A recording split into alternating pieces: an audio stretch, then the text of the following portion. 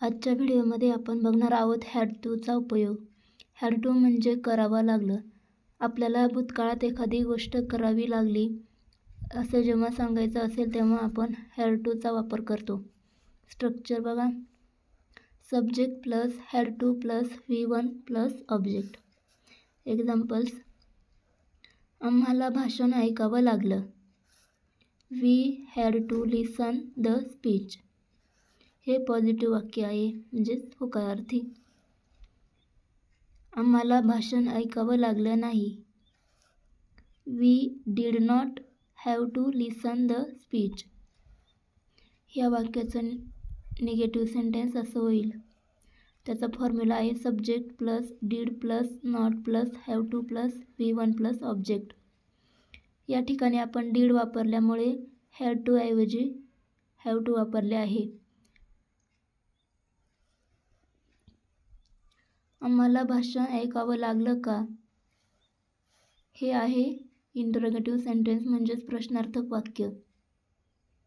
यालाच आपण verbal question असं देखील म्हणतो, ज्याचं उत्तर आपण यस किंवा नो असं देतो.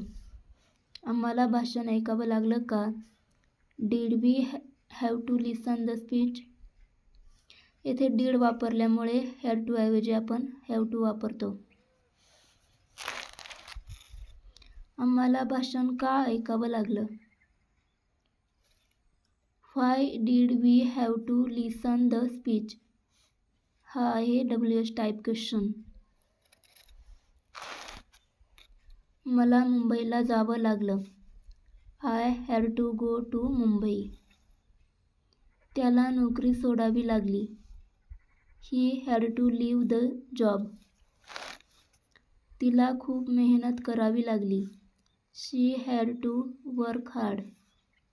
मला खोटं बोलावं लागले. I had to lie. Lie म्हणजे खोटं बोलणे. मला जावे लागले. I had to go. मला माझ्या आईची मदत करावी लागली. I had to help my mother.